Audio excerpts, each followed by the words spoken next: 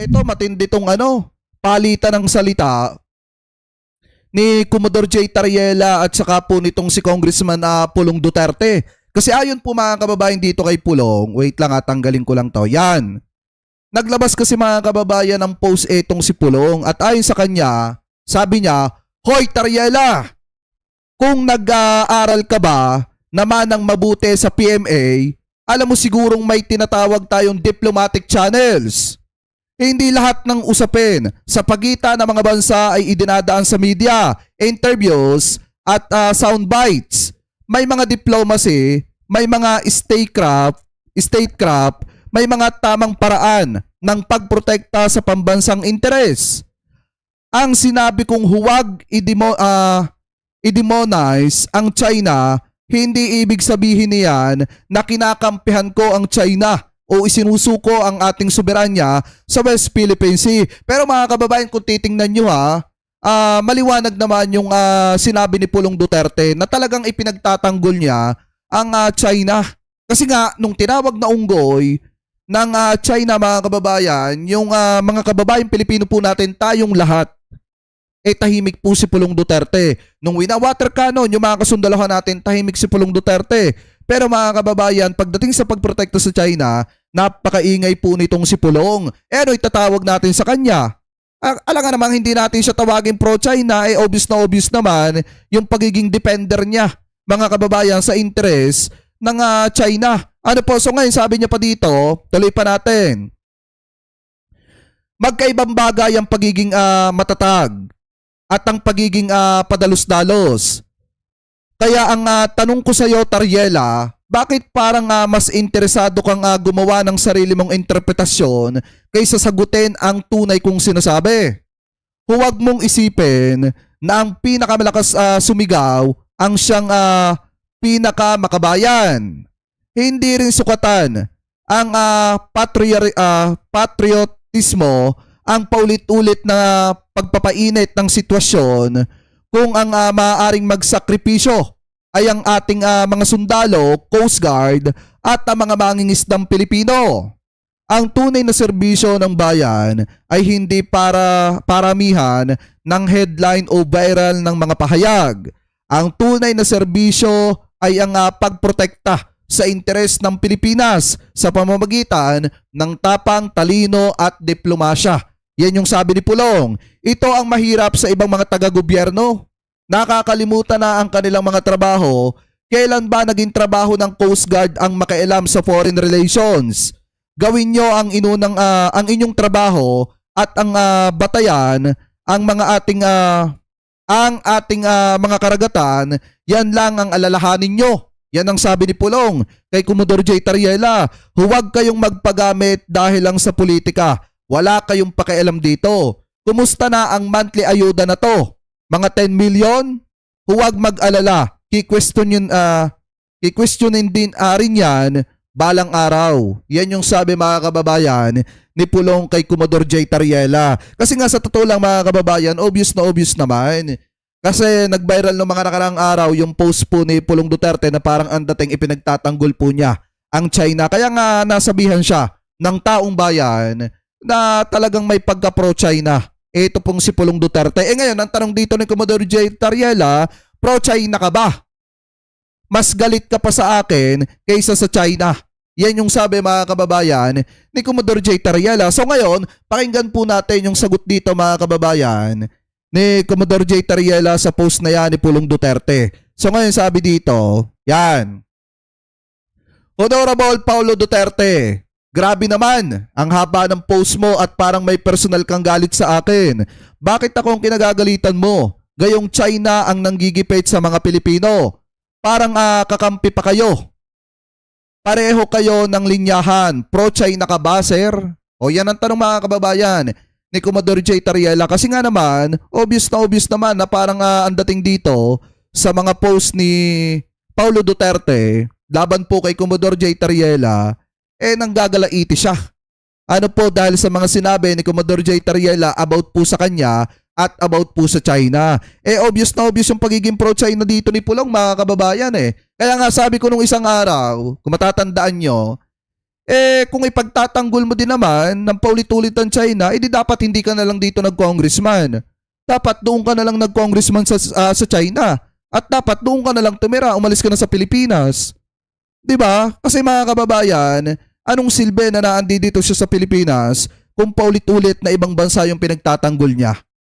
'Di ba mas may boses pa siya pag ang pinag-uusapan ay China, pero tahimik siya pag ang pinag-uusapan mga kababayan ay yung ginagawang pang-aabuso ng mga Chinese Coast Guard sa mga kasundaluhan natin diyan po sa West Philippines eh. So ngayon ituloy pa natin, sabi pa dito, PMA issue, hindi ka pa ba makamove on diyan? Kung pag-aaral ang gagawin nating sukatan, mukha namang mas maayos ang academic credentials ko ngayon kumpara sa issue mo. Diplomacy daw. Sino ang nagsabi sa iyo na wala na tayong diplomatic engagement sa China? Ang mismong presence ng kanilang embahada at consulate offices dito ay patunay ng tuloy-tuloy ang ating diplomatic relations. Baka hindi mo rin alam na meron tayong bilateral consultation mechanism kung saan pinag-uusapan ang mga issue sa West Philippine Sea. Huwag kang malito. China ay may sariling interpretasyon na ang mga insidente ng UNCLOS at ng 2016 Arbitral Award, hindi ako. Ang ginagawa ko lang ay ilahad sa publiko ang totoong nangyayari sa West Philippine Sea. O baka naman gusto mo ay manahimik tayo habang hinaharas tayo ng China. Ang pananahimik sa harap ng agresyon ay hindi diplomacy. Defeatist mindset, iyan na wala naman tayong magagawa. Kasi sa totoo lang mga kababayan, yung gusto mangyari talaga ni Pulong Duterte, manahimik na lang. Ang mga Pilipino, manahimik na lang tayo kapag hinaharas yung mga kasundaluhan natin sa West Philippine Sea at kapag kinakamkam yung mga teritoryo po natin. Di ba mga kababayan, yan pong ganyan ng ugali, yung ganyang galawan, yan po ay patunay ng pagiging talunan mga kababayan o pag-iisip ng isang talunan na parang gusto mo na lang tanggapin kahit hindi ka masaya na kanila na yung teritoryo ng Pilipinas at wala na tayong magagawa. Yun yung gusto mangyari dito ni Pulong Duterte. So ngayon sabi pa dito, basahin pa natin. Nagulat ako na concerned ka pala sa sakripisyo ng ating mga sundalo, Coast Guard at mga mangingisdang Pilipino. Pero sa lahat ng mga panggigipit ng China sa kanila, ni isang statement ay wala kang nilabas. At correction, hindi kami ang nagpapainit ng sitwasyon sa West Philippine Sea. China ang lumalapas tangan sa karapatan natin bilang isang bansa. Sabi pa dito mga kababayan ni Commodore J. Tariela, totoo, marami sa gobyerno ang nakakalimot sa kanilang trabaho. Just like you. Kaya pumasok ka rin sa sesyon ng Congress kapag may time ka at gumawa ka ng batas dahil iyan ang trabaho mo, Honorable Congressman. O yan yung sabi ni Commodore J. Tariela. Kasi sa totoo lang mga kababayan, ito nga po yung sinasabi ko, mahirap kasi magsalita ng salitang babalik din sa'yo. At yun yung nangyari dito kay Pulong. Yung mga binitawan niyang salita laban po dito mga kababayan, kay Commodore J. Tariela ay bumalik lang din sa kanya. Kasi nga, di ba, kung usapan lang naman na nakakalimot sa trabaho, sa sinumpaang tungkulin, di ba si Pulong yon? Bakit? Sumasahod siya, pero hindi siya pumapasok. Di ba? Alam mo, Congressman Pulong, kung may hiya ka sa taong bayan, dapat pumasok ka sa trabaho mo. Dapat pumasok ka sa Kongreso, hindi puro tanggap ka lang ng sahod. Ang galing-galing nyo pag mangungulimbat kayo, pero pag magtatrabaho naman kayo, ayaw nyo magtrabaho. Bakit pa kayo tumakbo bilang congressman?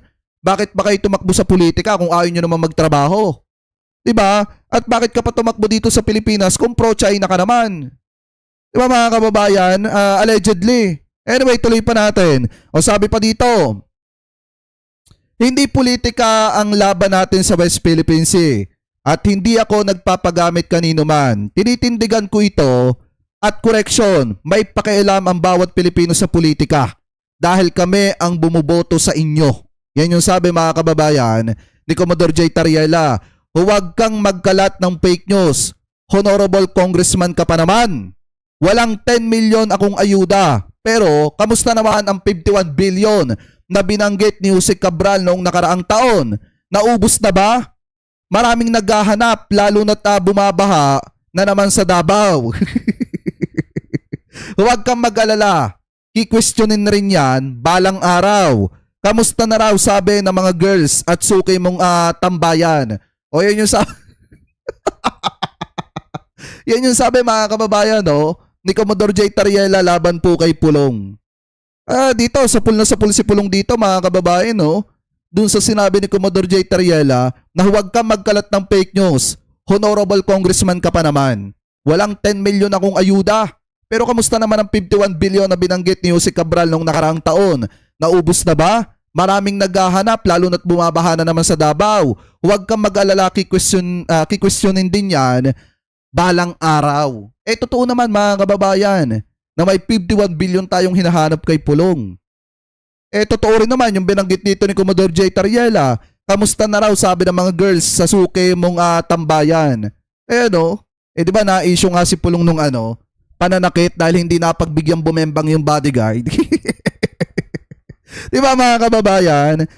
Sapul na sapul dito si Pulong Duterte. Ito nga po yung sinasabi ko mga kababayan, yung sinabi ni Pulong, bumalik din sa kanya nang matindi pa.